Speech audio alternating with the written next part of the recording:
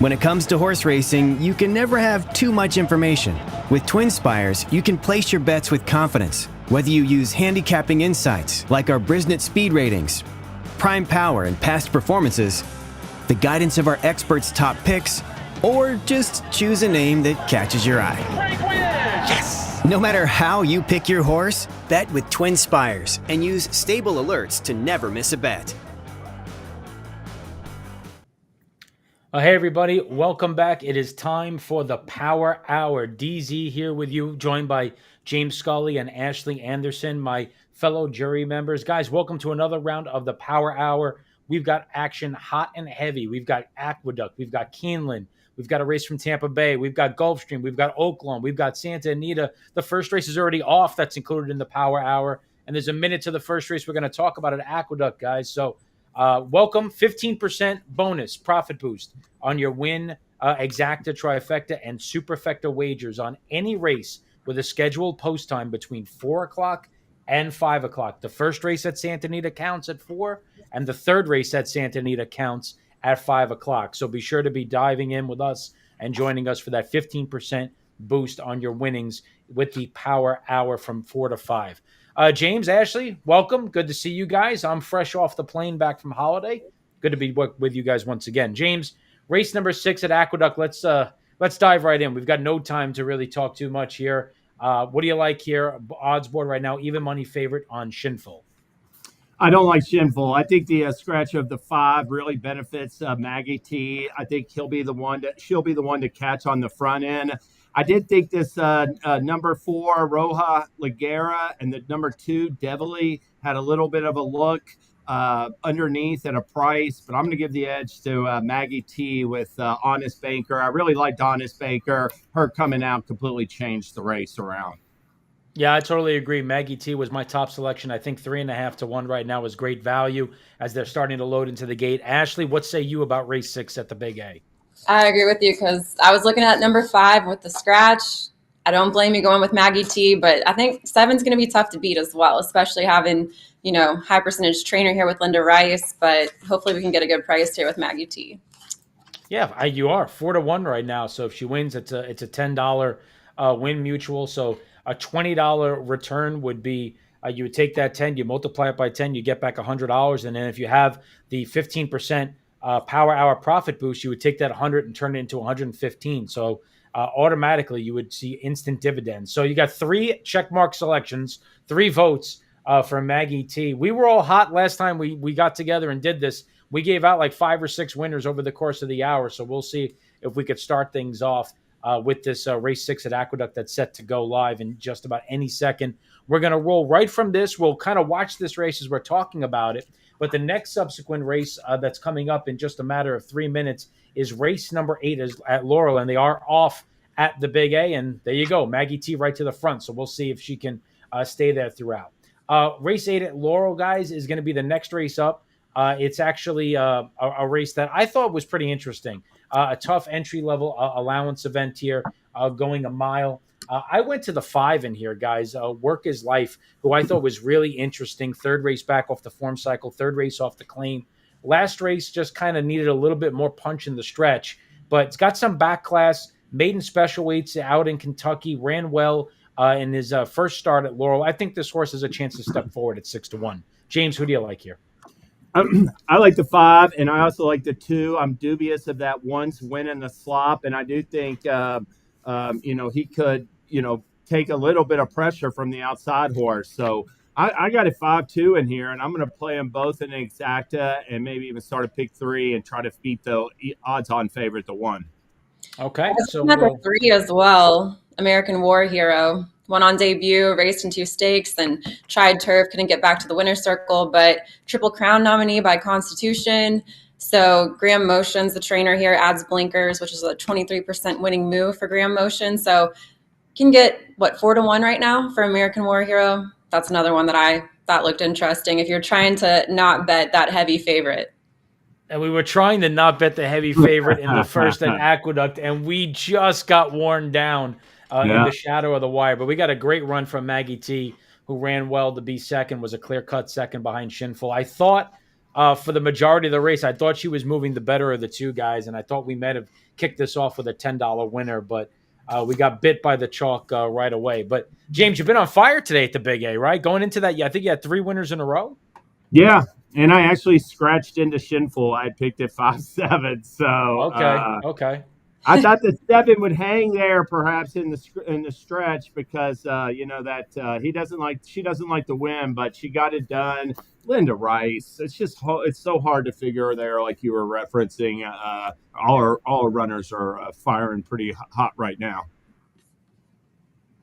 Yeah, totally agree. Ashley, you were talking about a working American War Hero. We're all trying to beat the favorite. That's Quince Brew from Michael Gorham on the inside, guys who went wire to wire. Just something that I always kind of look at, and Ashley, I don't know if you handicap the same way. When I see a horse post a monster number, whether it's a debut or just out of nowhere over a sloppy sealed racetrack, I'm always a little bit dubious that maybe the number and maybe the performance was aided by the conditions, and I try to beat them next time out. I'm with you. And I was looking at the trainer stats here too, off a maiden win, just an 8% winner. It's a small sample size, but I look at that and I'm looking at the average winning distance of the sire stats and the dam sire stats. And I don't know. I mean, it's right around 7 furlongs. I don't know if he'll like a mile. Yeah, stretching out to a mile. It's that 1-turn mile, which gives you a lot of wind down the backstretch. You run about the first 4.5 furlongs in a straight shot and breaking from the inside. We'll see what type of a trip Quince Brew gets, but obviously he did look good in the debut. Certainly worthwhile betting him at 7-1 that day. I don't think worthwhile betting him at even money here. American War Hero, your selection, Ashley, starting to get play, is 5-2 right now. And I guess the question with him, guys, is the layoff. Hasn't been seen since December. Ran 4th in a stake, debuted nicely, but never really ran back to that debut performance, but now you're going to get blinkers on and you're going to get Lasix for the first time as well. And a really good jockey and Jaime Rodriguez. Yeah, 20% rider, absolutely. But maybe the blinkers will help keep her closer too. She's been a little bit of a confirmed closer so far. Yeah, that's a good point too. Maybe they'll keep her a little bit more, keep him a little bit more interested early on. Yeah. You have to imagine Quince Brew is going to try to go right to the front here. The presence of the outside horse in here, Goodbye Note, I'm hoping can keep him honest early. I don't know how much class that horse has, but and he's making the lead going a mile and a 16th, whereas Quince Brew made the lead in a bona fide sprint. So a little bit concerned that maybe Quince Brew might get away, but Work His Life, I think, is tactical enough for me in the last couple of starts at 7 furlongs. I think he could lay pretty close here. And to be honest with you, at 4-1, I think that's probably the best value of anybody that I like in the race. So I feel pretty good about that play. Another horse taking some money is the 4, was 15-1 on the morning line. Had this horse circled as well, another early pace setter. And you got Cathal Lynch is a 23% winner with dirt stars, 20% at the allowance level. So probably isn't going to get the early lead, but looks like people are at least interested enough. The price is going down. Yeah, should be forward as well. Just one left to load there. It's the outside runner, Goodbye Note, and they'll be set. We'll watch this race. The next race coming up, as this is going to be kind of rapid fire, guys. We got a lot of races. Last time we had a little bit of a lull. We got to talk about who we liked in future wagers, talked about some other promos. Oh, wow, Goodbye Note broke almost completely outward there and showing no speed at all. So Quince Brew is going to maybe have things all his own way on the front, unfortunately. But as I was saying, we have 3 minutes to race number 7 at Keeneland, which is the next race in the Power Hour. And by the way, if you're watching this and maybe thoroughbred racing isn't your thing, maybe you like standardbred racing, those races that are going, they count in the Power Hour too. Any horse race that with a post time of 4 o'clock to 5 o'clock is included. But we're looking at the thoroughbred. It's opening day at Keeneland. Race number 7 is an entry-level allowance at 6.5 furlongs. Really interesting race here, James. Who'd you land on? I thought the scratch of number 10, Roswell, that was my initial pick. I do think that Armor Fati, the non-horse, the horse to beat, but looking for a little bit more value, even if I'm going to play the favorite on top. I thought Bourbon Breeze had a little bit of a look. I think she's been a pretty hard-trying filly. She's definitely run against some nice horses. That last race on the turf, but even Destiny Star in good form. Before that, Fiona's Magic and Torpedo Anna. So I think coming back off that turf race, I give the 12 Bourbon Breeze a little bit of a look here, Darin. Yeah, I'm giving a look to the stretch at Laurel. We're in a dogfight with the favorite again.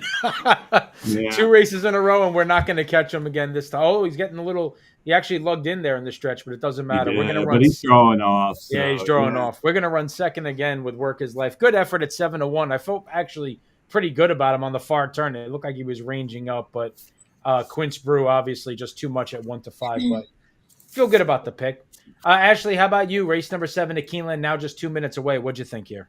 So I'm doing expert picks for Keeneland this meet, and I did have the 9 horse on top. It's been very chalky so far today. I will say that, and early speed is definitely winning. I had the 2 horse and the 10 horse, and they both scratched, so not going to get any good prices there. But I also had number 4, Sam's Treasure, who is still in the field, but now taking money down to 2-1, a Wesley Ward trainee. So they're always good at Keeneland. But I'm going to stick with number 9 right now, even though you're not getting a good price. But this is how Keeneland's playing out so far. And I really think Sam's Treasure, Best Kiss Yet, the 5 and the 6 streaming now, they're important to this race because this 9 is going to show high speed. And if you're trying to beat him, you're hoping he catches some pressure from horses like those, that have shown some speed so far. Yeah, look at that. We're getting a shout out from Richard Rondon on Twitter from Venezuela tuning into the Power Hour. Love to see it. We've gone international, guys, early on in the hour. Best Kiss Yet was actually my choice. I tried to get a little bit cute here, but to be honest with you, over the last couple of years, we've seen horses that have come from Turfway Park and done extremely well in their next starts wherever they've run, whether it be Keeneland, whether it be Churchill, Oaklawn. Obviously, the question is going from the synthetic surface to conventional dirt and facing obviously what is likely to be more pressure here. But I definitely thought that Best Kiss Yet at a price of 11-1, I thought was square value here. Yeah, for sure, and definitely like I said, it'd be interesting to see the trip because showed speed there at Turfway. Didn't want to be too far back early, you would think. Like to be up there close and have a shot turning for home with her. Yep, showing good speed. I don't know if she's going to make the lead, though, because there's a lot of speed out there with her, including Sam's Treasure, who seems to be hell-bent on getting to the front. But looks like Best Kiss Yet is going to sit right off her shoulder, but there is a lot of early pace on here. They look like they are motoring heading into the far turn. The favorite is going to be Fan 4 Wide here, guys, though. So yeah. We'll see how that goes. The 3 is probably getting the trip out of everybody, just kind of sucked along the inside there and just coasting. 21-3 opening quarter. They are indeed moving, and my horse just checked out of there, so I'll be gone very quickly. Uh-oh, here comes the 12. Yeah, looking to pick up the pieces. Oh, Sam's Treasure, Wesley Ward. He's already got a winner on the card. I think he had the winner of the second race, and one. This horse is in hand still.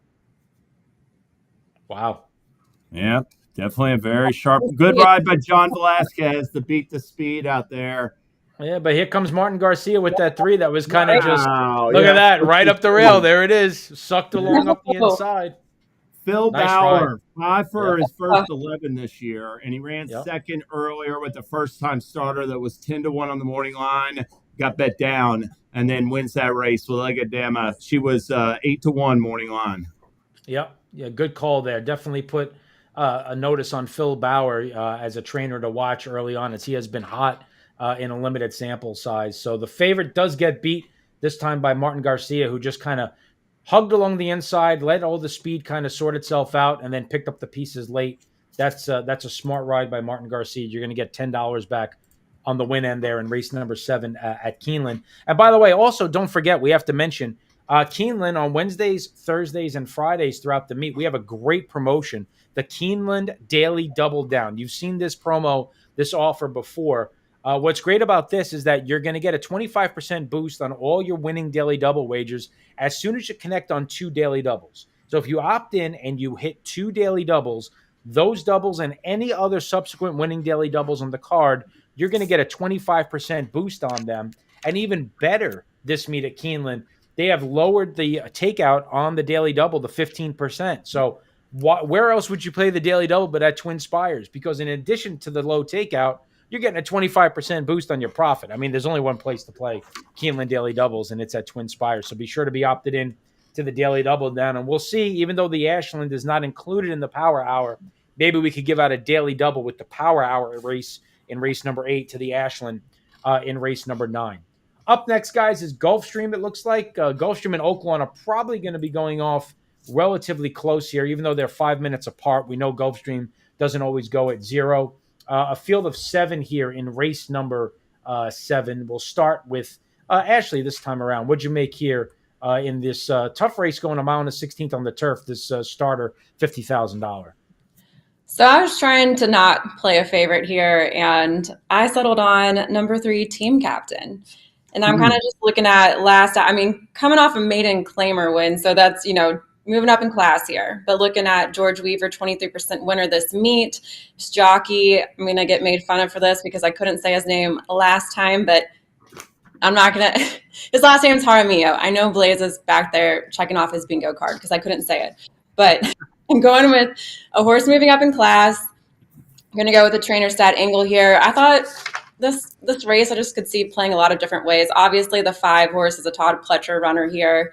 Had 281 Bristnet speed figures, but trying grass for the first time. So I see the money's coming in on number 7 as well, which I had circled, but that trainer going from all weather to turf, low percentage trainer from a small sample size. So I'm just going to take a shot with number 3. I'm playing I was just giving a shout out to James Humbert, who's tuning in from Gary, Indiana, joining us. Go ahead. I'm sorry, James.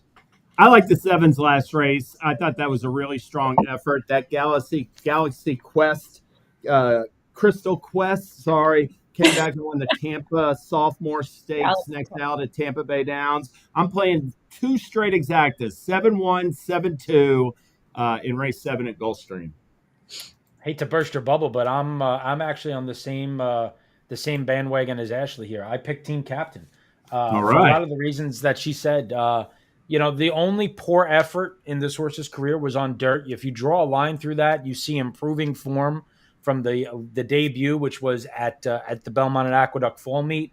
Then ran a pretty decent race over the synthetic. You draw a line through the dirt, and then you had culminated in what was a really good effort, breaking his maiden last time in a race that got him eligibility for this. George Weaver obviously wins at a high percentage. I love the pedigree, $450,000 yearling purchase, and 5-1 seems like an honest enough price. So we're going to click a couple of buttons here on our TwinSpires account and try to get Team Captain here now up to 6-1. So I'm going to ride you, Ashley, here at 6-1. So what's next? We go from Gulfstream, I believe. Oaklawn Park. Yeah, race number 6. Race number 6. Starter allowance at 1 mile and 3/16. Typically, I like speed in these long distance races, but this race actually has a situation where the 1, 2, 3, and 4 all have some speed in my eyes. I'm going with the 5, Nepal Up. I thought that was a very encouraging comeback. Had a slow pace last time, could get a better setup, and has won at the distance. So I like the 5 in race 6 at Oaklawn.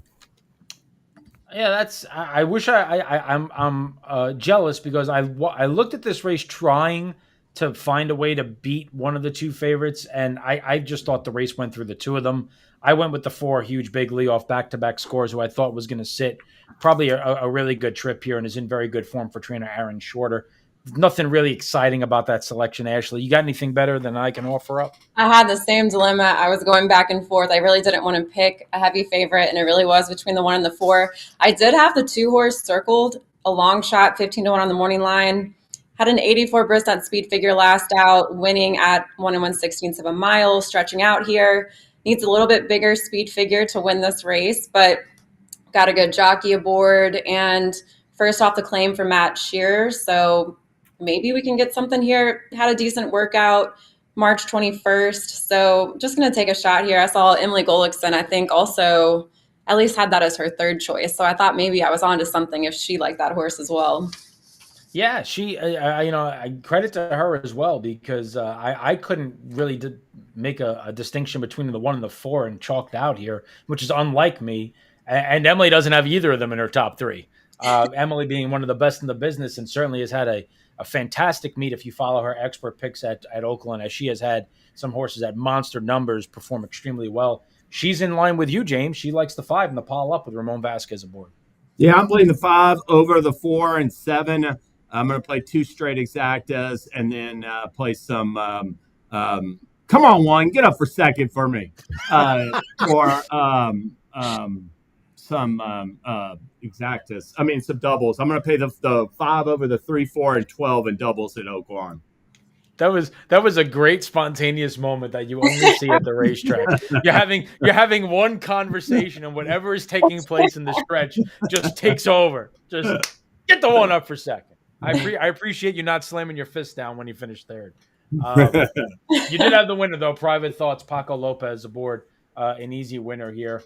We didn't get the best trip with Team Captain, who was wide on both turns, and a belated rally that might be one to watch moving forward. If he can get a little bit better trip, because he was definitely rallying late, finishing in a photo for third there. But stable alert. Stable alert. There you go. Get it into the stable alert to TwinSpires. Hopefully can perform better next time out. But back here at Oaklawn with 1 minute to post for race number 6. The favorite is Poulterer at 6-5.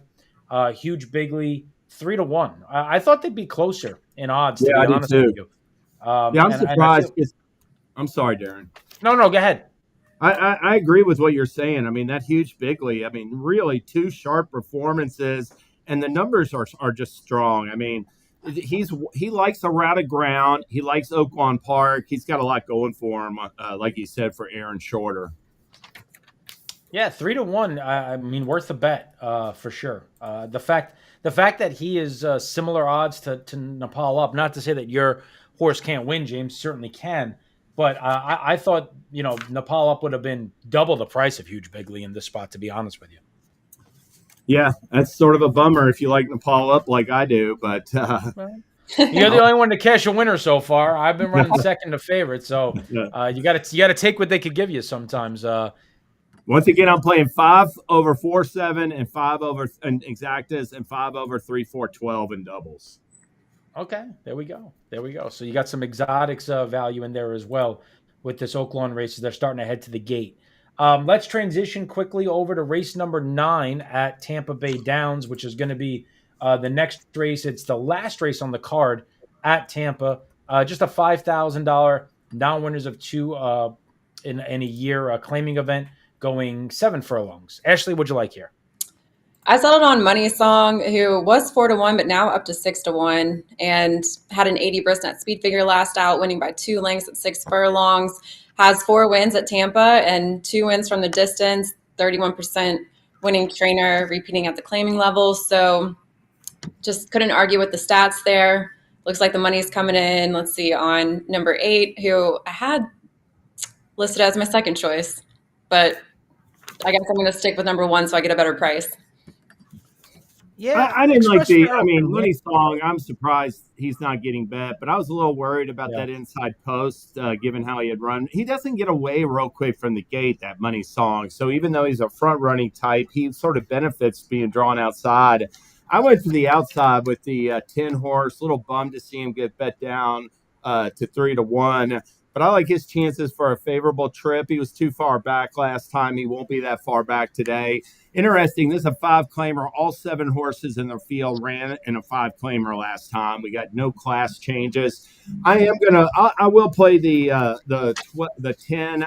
I'm gonna box him, and I'm gonna bet the 10 to win, and I'll play a little exacta box with the 2, because I thought the 2 was a little dangerous at a price, could get a good trip, and I just thought that that third place effort last time could be a sign of better things to come too.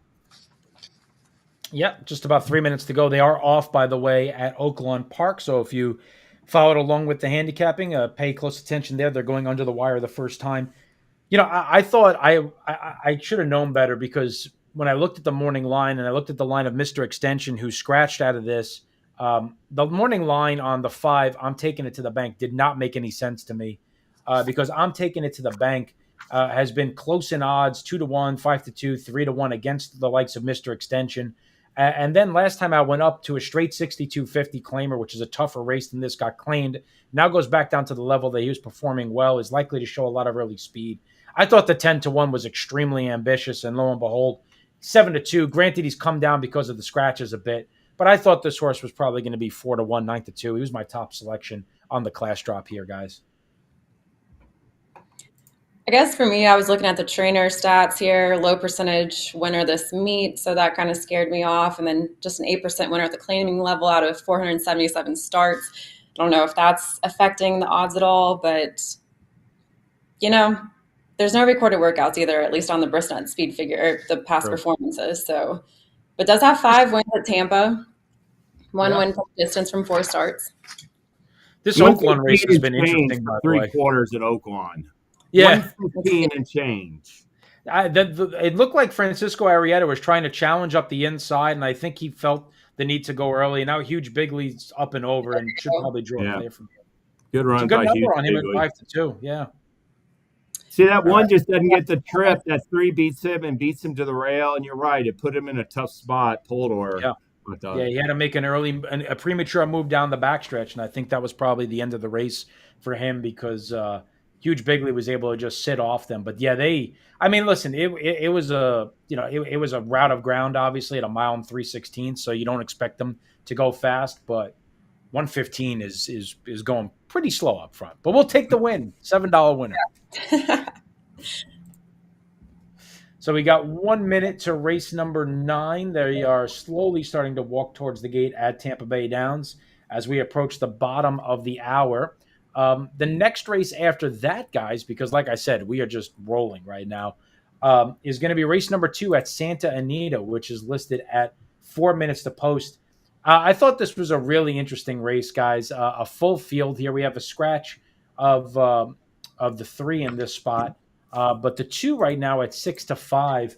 And I don't know. This was a favorite that I thought was worth taking a stand against, Soul of Midnight, a horse that's just 2 for 16 lifetime. I was going to go to a horse that I thought could win in the 5 Flint Stroll.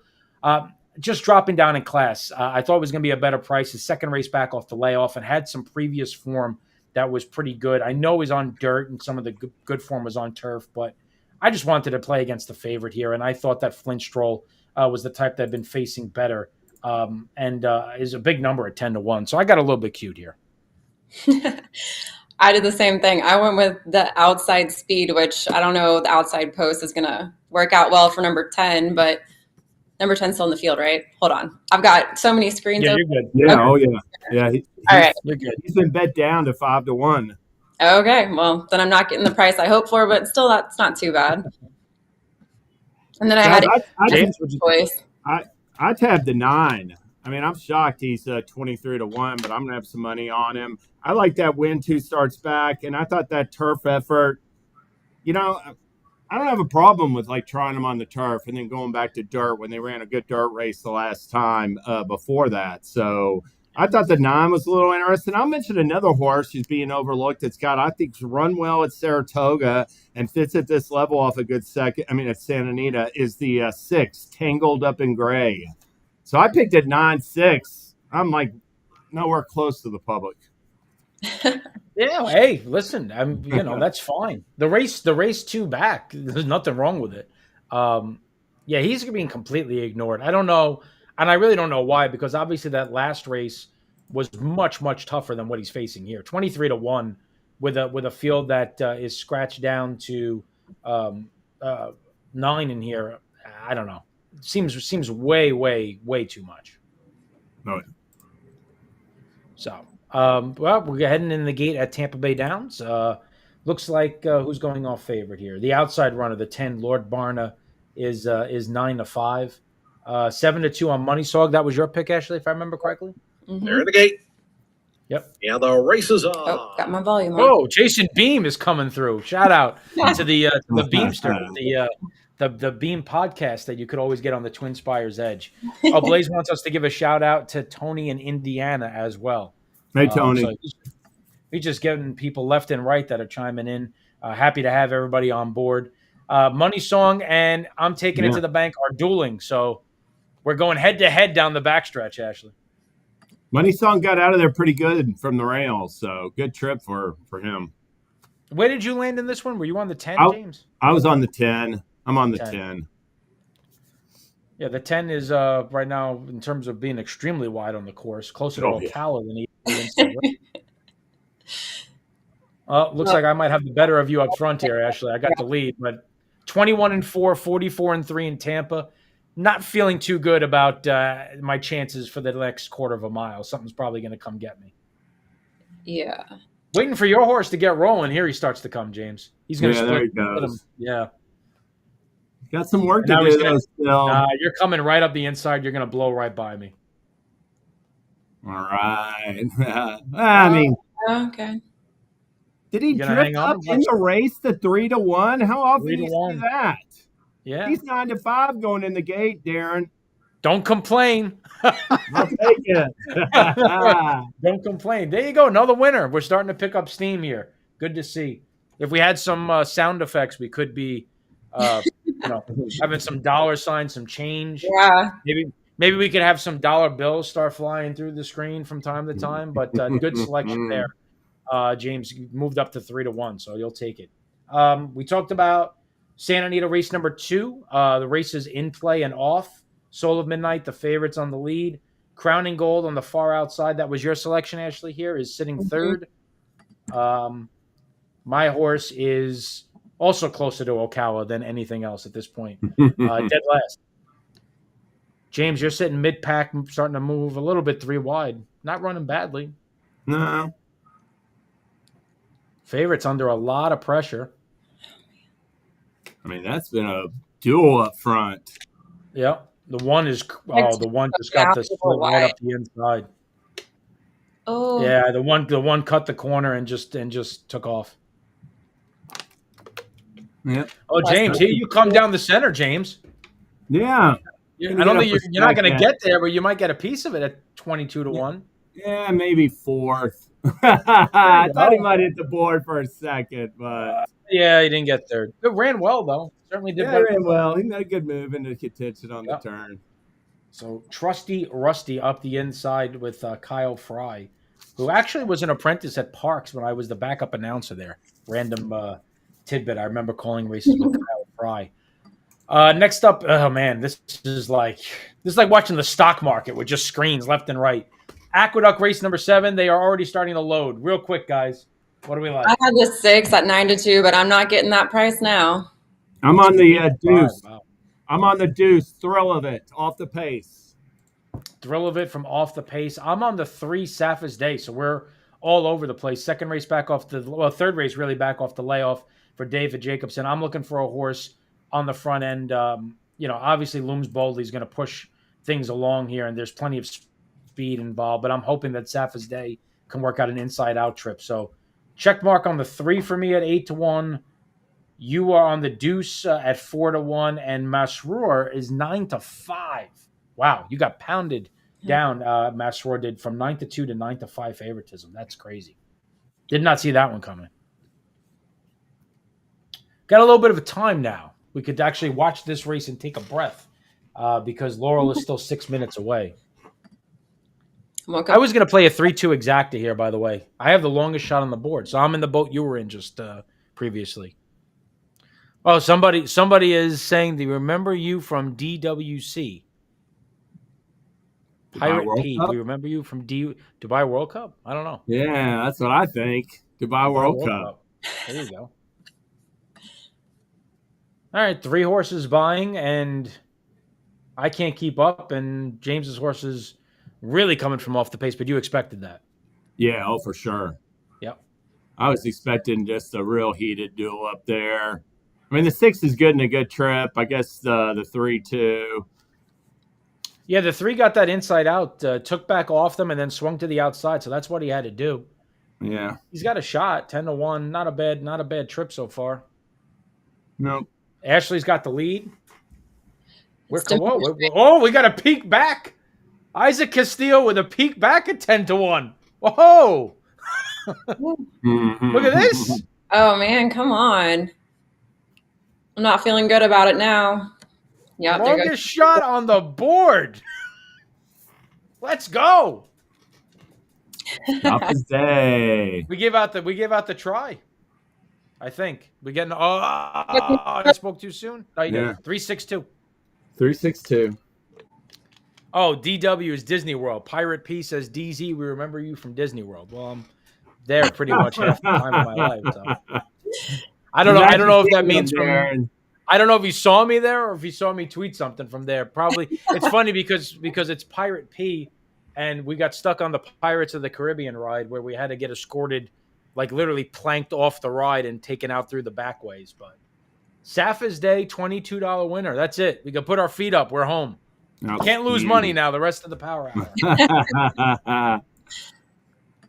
All right. Well, that's good. So if you joined up there and you had a $10 win bet, you're going to get back 22 times 5 is 110, and then you get the 15% boost. So you're going to pick up another $16 or so. So you'll turn $110 into 126, 127. So we gave out the winner and we gave out a trifecta. What more do you need to know? Do the math on the trifecta now.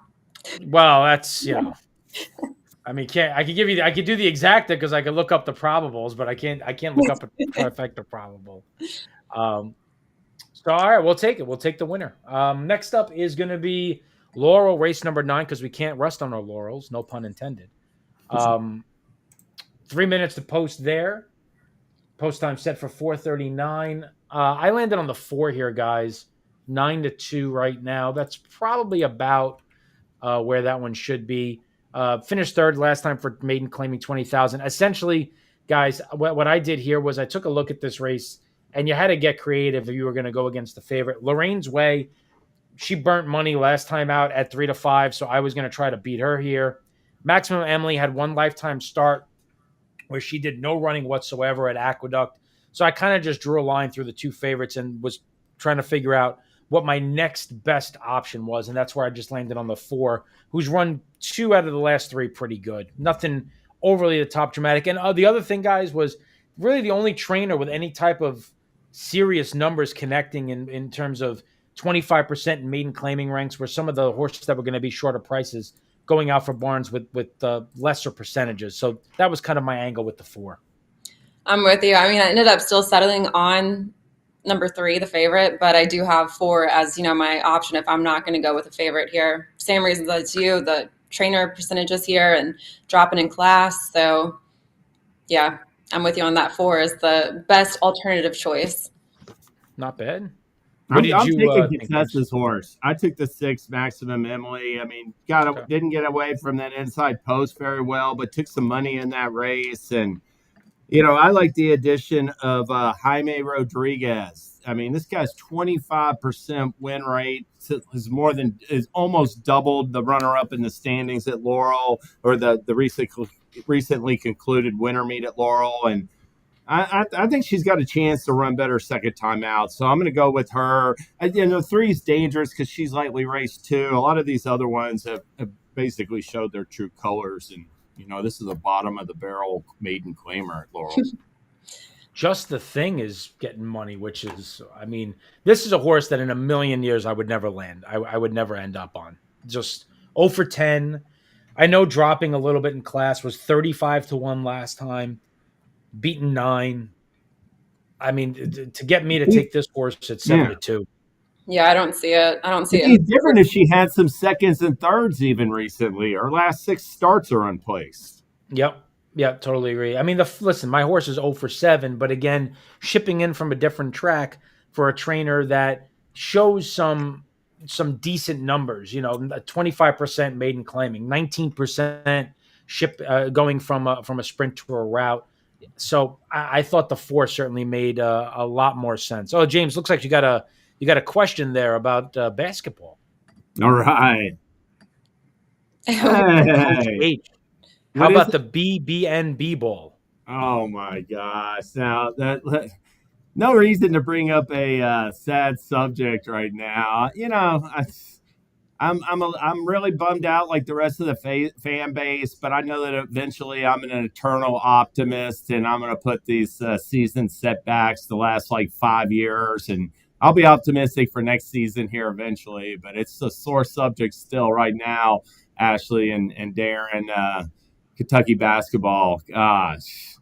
Hey, I'm a Louisville fan. I guess we might be more optimistic than UK fans right now. At least we have a coaching change. Yeah. You got nowhere to go but up.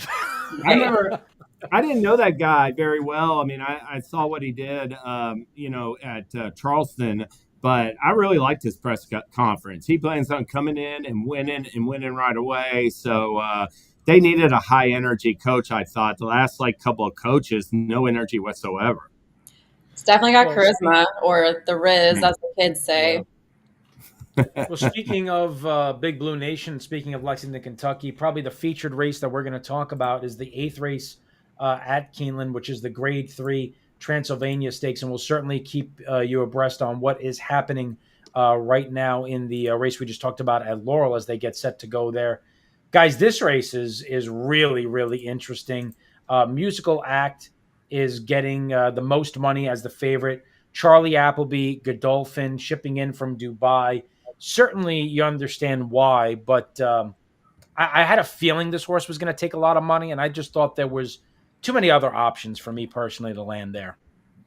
I agree. I actually have the 4 and the 11 as my top picks here, Neat and Full Nelson.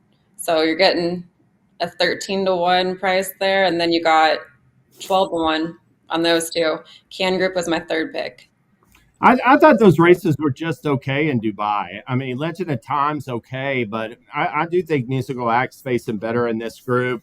Um, I thought there was a real potential for First World War to get bet way down, and now he's coming down a little bit from 4-1 to 7-2. He's a major contender. I'm basically going to use Tennessee. I'm going to use the 5, 6, and 10 in a late pick 3, and I got it going in a pick 3 from that last race, and just ride those horses. And I may make a little exacta part wheel or box or something, maybe focusing on First World War in Tennessee, the 5 and 6. Because I am I gave out another winner. Number 4. 7-1, drawing away with every stride. Gosh, good call, Ashley. Was that Ashley or Darin? Darin, I kind of piggybacked. I settled on the favorite. I said 4 was my alternate choice if you don't want to play the favorite. So Darin, that was outstanding picking. Good job. I don't know about that. That was literally like my father handicapping 101. These are 2 favorites I'm not going to bet. What's the most logical next horse? That's all it was. So, all right, 10-1 and 7-1 back to back. So we are cooking with gas, as they say. 1 minute to post for the Transylvania. You talked about Neat, Ashley. If I remember correctly, I think Neat and Tennessee both scratched out of the Animal Kingdom for this spot. If I'm not mistaken, I think they were both entered. The Rush Away. Oh, I'm sorry, the Rush Away. Correct. Yeah. Yep, the Rush Away. Yeah, they were both, and I think they were actually lining up side by side in the starting gate that day too. I think they both tried to get in the Jeff Ruby, Darin, and that race oversubscribed, and they altered. They chose the Rush Away, but then scratched it out for this race. Yeah, but my pick in here is actually getting a lot more money than I realized. I picked Can Group, who was a 12-1 chance on the morning line, is 4-1.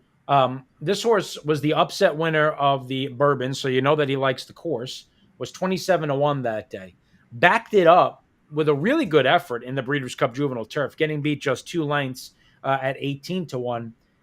Then they tried to put the horse on dirt again. And listen, I don't want to rag on Connections. Obviously, they know their horse the best. But I was surprised to see this horse in the Lecomte Stakes because his turf form was just so much better than his previous 2 tries on dirt. Now they get him back to what he wants to do. He goes back on turf here, and he is getting bet a lot. He was 12-1 on the morning line, and he is down to 4-1 right now.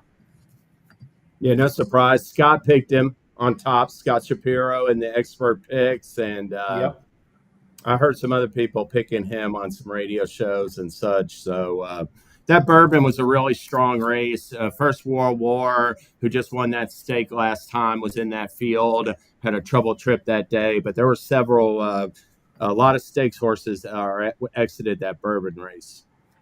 Who would you, if you were playing a daily double, if you were playing this daily double down the graphic being shown, who would you be playing in the Ashland Stakes, James? I like Impel. I really like her chances. I think she's a new face in the crowd. I like her. I've been going. I would have done Jordan. Oh, go ahead. I'm sorry. I'm going number 1, Candied, 6-1. Candied, and I like Jody's Pride, so we're all over the place there. They are Darin off going to with the the New York, the Angelo New York horse, and Ashley's been on Candied forever. To be honest with you, that the Jody's Pride play was actually more of a Ragozin play. The horse had a really nice pattern on the Ragozin sheets, and I thought, just looking at the morning line and seeing how things shook out, I thought she would be the most that appealing from a standpoint of potentially being a bit of an overlay. Somebody has to not get bet. Just FYI is going to get money, and Pell's going to get money. I still think Candied's going to get money. Leslie's Rose always seems to get played. So I just thought Jody's Pride might float up a little bit. Yeah, Leslie's Rose is a little bit interesting to me because she got stuck down on the inside in the stretch by Fiona's Magic. It wasn't the best of trips, I didn't think, last time. I think she could run better. And I do think the mile and a 16th distance, I think it's in her wheelhouse. So yeah. Musical Act went right to the front, by the way. He's getting a challenge from Cugino to the outside, but it looks like Cugino's being asked, and I haven't seen Frankie Dettori move his hands once yet. So I think he's probably still sitting on a bit of a loaded gun, and now they're going to start fanning 6, 7. I'm about 11 7, 8 wide in the parking lot here. 12 is still plugging away. yeah, Come on. Nothing really coming. Nobody's finishing. Yeah. The 12 is going to get. What an upset! Up there. Who's this up the rail? The 4. Might be. Oh, that's neat. It's neat. Yes. Oh my God. Got it, Ashley. Oh. Do you think he got it? It was so close. I don't know. I feel like I just won the Bob. I mean, barely by a nose, but I hope I'm wrong. That's a tough angle from that angle in the stretch. I know. I thought he was done way sooner than that, and he came back. He did come back. Good ride by Raylu Gutierrez. Although every horse up there is sort of running in place and nobody's coming, Nobody's coming, yeah. Well, I mean, they went 48 and 3 to the half, 113 and 2. He got the split late. On this replay, it's going to break my heart if I don't get it. Oh, it's so good. I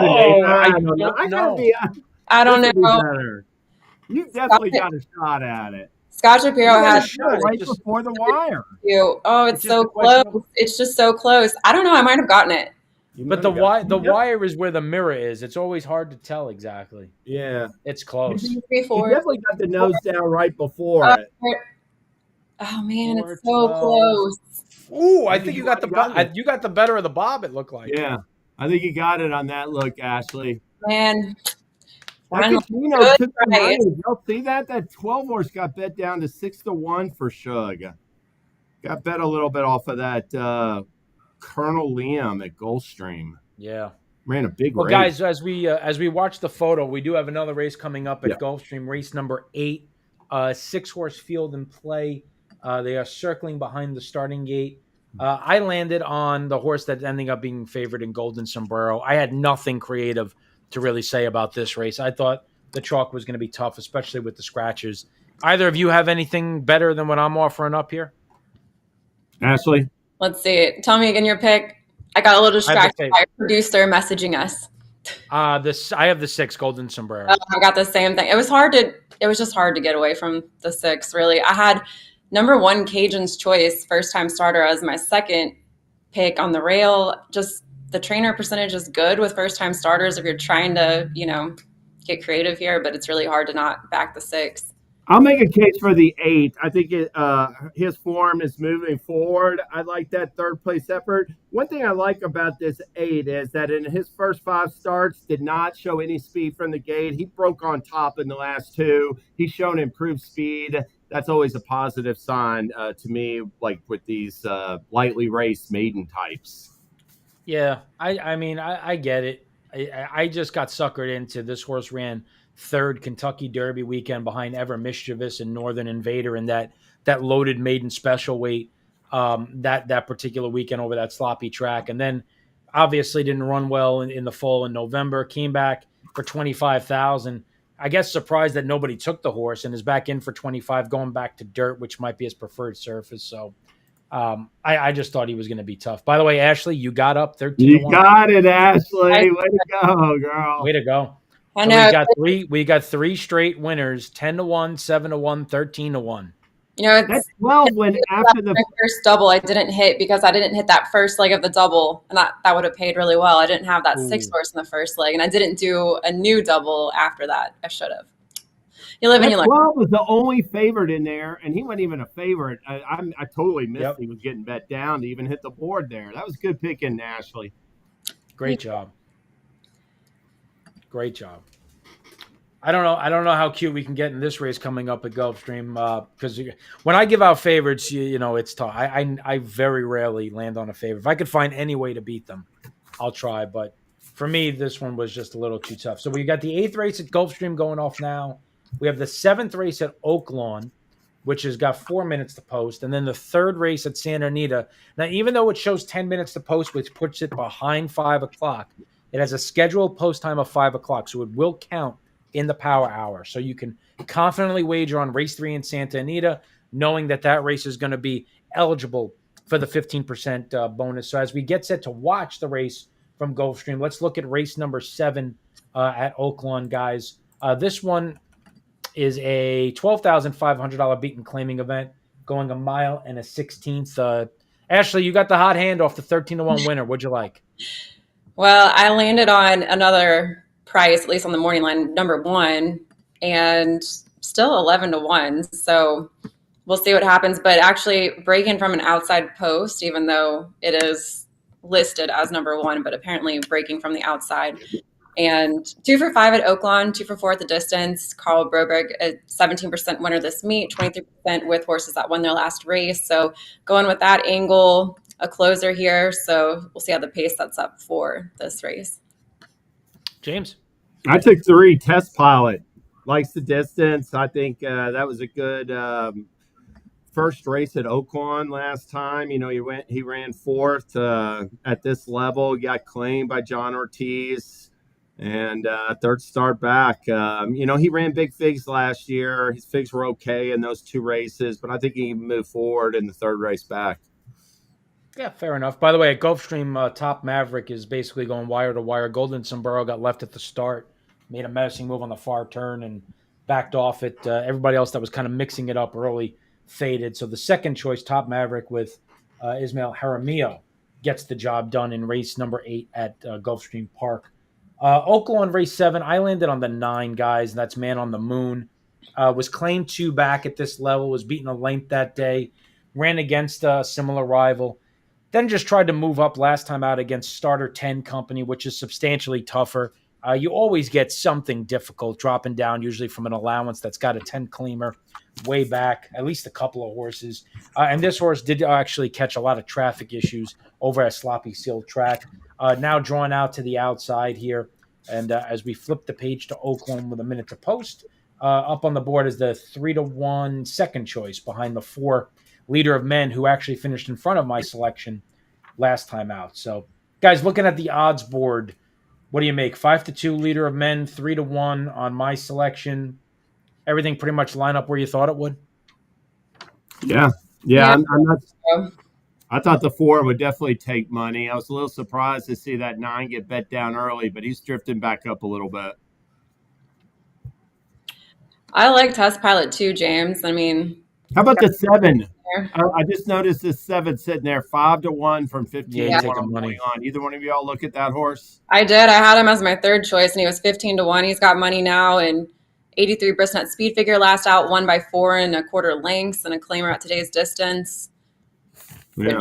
Stats here. So stepping up from 12-5 non-winners of 2 life to non-winners of 3 life, but worth mentioning that trainer Matt Williams in a 9-horse sample, 3 for 9 with horses who are trying to come back and repeat in the claiming level. So there's definitely a positive angle there. And in a bigger sample, 41-horse sample, 22% with a horse that won their most recent start. So definitely some positive angles, which is probably why this horse is taking money. Now 4-1, so really getting bet. Wow.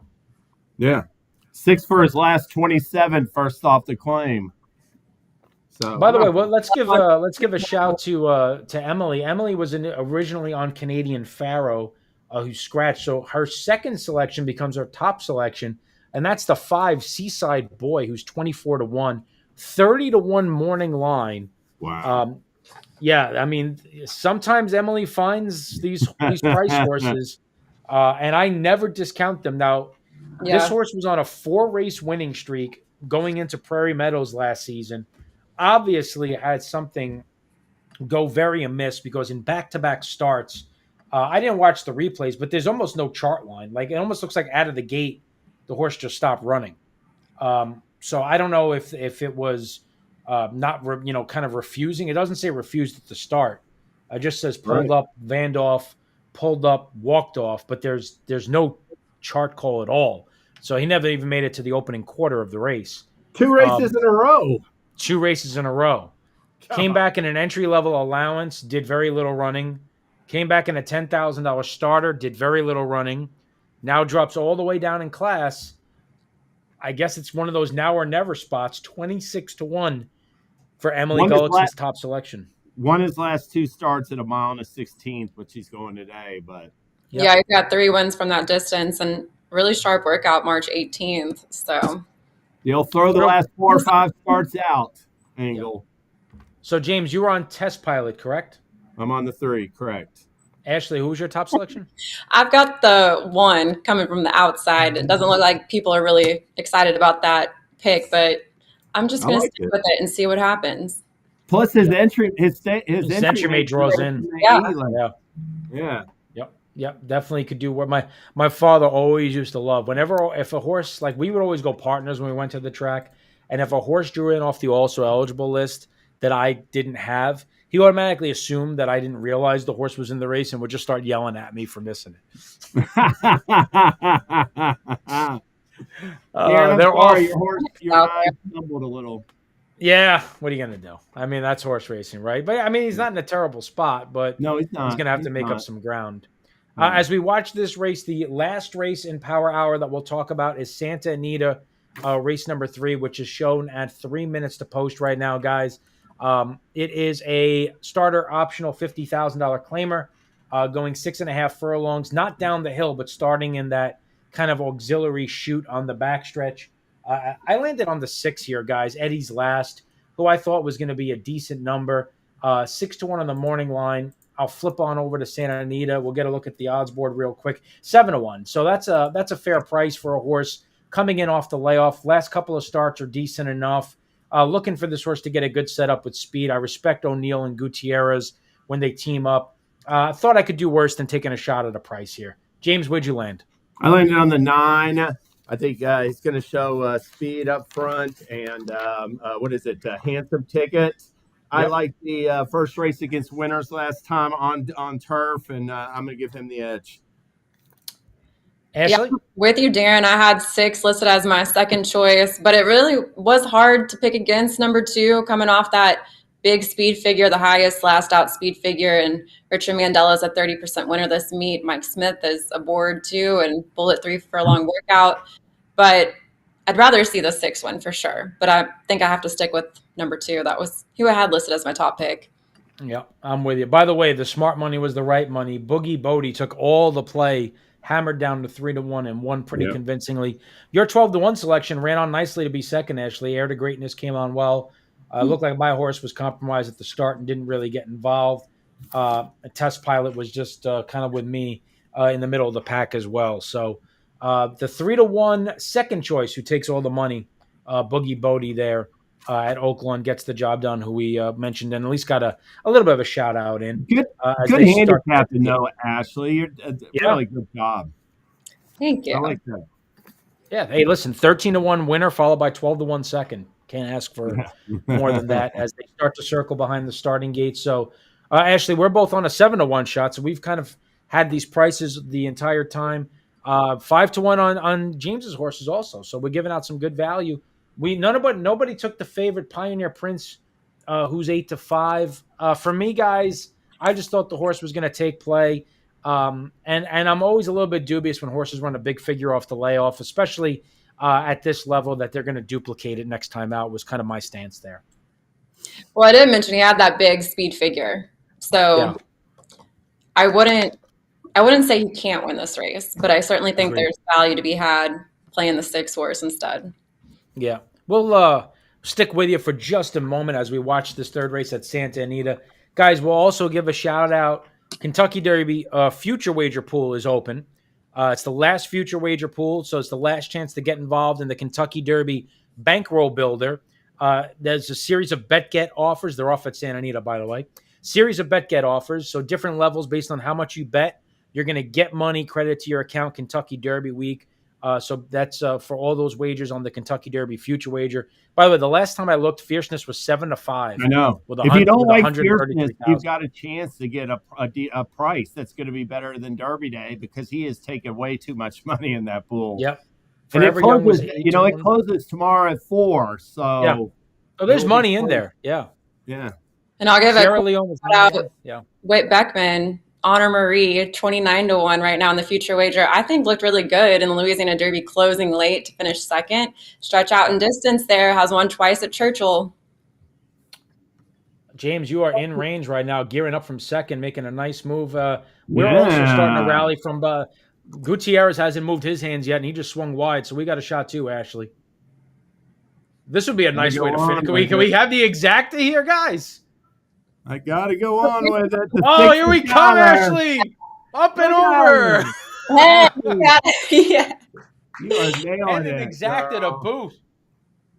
Wow, what a strong Wow. power hour here. So we gave out 2 winners at 7-1. We gave out a winner at 10-1. We gave out a winner at 12-1. We gave out a winner at 13-1 and a try and an exacta. I mean, put your feet up and call it a day. That's an extremely strong power hour. Well done, guys. By the way, They owe me money or owe me dinner. Yes, seriously. That is why you join us for the power hour, not just to get the extra 15%, but we're just not just giving out winners. We're giving out prices, $16 horses, $24 horses. That is well done, guys. Extremely well done. Now, there you go. Somebody from Louisiana or L.A. You never know what the abbreviation. Probably maybe Los Angeles owed you dinner. Listen, people playing along and cashing tickets, but that's what it's all about. We'll also mention, look, last big weekend of Derby prep races, Road to the Derby Profit Boost takes center stage at Keeneland. So all the races at Keeneland have that profit boost attached to it. So not just the Bluegrass Stakes. So be sure to opt into that as well. We have some selected money back races as well over the weekend to take part in. So a lot to look forward to as you get a look there at the 15% profit boost. And that's going to cover every race at Keeneland on Bluegrass Day, not just the Bluegrass Stakes. So there's a look at the field, guys. Dornock 7-2, Just a Touch, who I have a Derby future wager on, is 7-2. Sierra Leone 2-1. See, this is what's fascinating, guys. Sierra Leone is 9-1 in the future wager, is the morning line favorite in the Bluegrass. Deterministic is the heavy morning line favorite in the Wood Memorial, and he's 22-1 in the Derby future wager right now. So really fascinating stuff. Quick Bluegrass pick, guys. You got one? Going Just a Touch, but Sierra Leone is my top Derby contender. I talked about this on the jury yesterday, but going with Just a Touch here with a stretch out in distance, just have that feeling with Brad Cox. But James, and you mentioned Encino, I did get a little nervous because Flavian Pratt's aboard Encino and has won 2 Oaks preps and a Derby prep now with Brad Cox this season. I do like those Sierra Leone as my top pick. I'll try to work Seize the Gray and Encino in there and like underneath. If I got one upset pick in a Derby prep tomorrow, it's McVeigh from Off the Pace in the Santa Anita Derby. I'll take a shot at that maiden if he runs. And I want to wish everybody the best of luck watching tomorrow. Yep. Good luck, everybody. Enjoy the day. There's a look at the Santa Anita Derby morning line odds. Imagination 8-5. Stronghold, who I also have a Derby future wager on, 5-2. We'll see how that shakes out. But listen, this was an awesome power hour. Great handicapping, guys. Really exciting stuff. Hope everybody cashed some tickets along with us, and they had some fun following these races with us as well. The next edition of the Power Hour, where you'll have a chance to earn the odds boost, is scheduled right now for the Friday, April the 19th. I think that's going to be the next time we have it. And then we'll probably take a little bit of a break because we have something big coming up called Kentucky Oaks and Kentucky Derby, where we're spread a little thin and we don't get an opportunity to just sit here, hang around, and talk horse racing. We actually have some serious work to do. But that's going April 19th, which will be a part of the Keeneland meet. Go to the offers page at TwinSpires. There's a ton of stuff to opt in this weekend. Keeneland offers are up there as well. Derby prep offers, future wager offers, and so much more. track partnerships are now up there as well for some meetings. So thanks so much for joining us, everybody. We hope you cashed some tickets with us. We hope you had some fun on this Friday afternoon power hour leading into potentially happy hour for some people as well. It's 5 o'clock somewhere. It's 5 o'clock right now. Guys, thanks so much for joining us. We'll see you on the jury next week. We'll see you at the Racing Roundtable. Had a great power hour. Have a great weekend betting all the Derby prep, guys. We'll talk to you again soon. When it comes to horse racing, you can never have too much information. With TwinSpires, you can place your bets with confidence, whether you use handicapping insights like our Brisnet speed ratings, prime power and past performances, the guidance of our experts' top picks, or just choose a name that catches your eye. Yes! No matter how you pick your horse, bet with TwinSpires and use stable alerts to never miss a bet.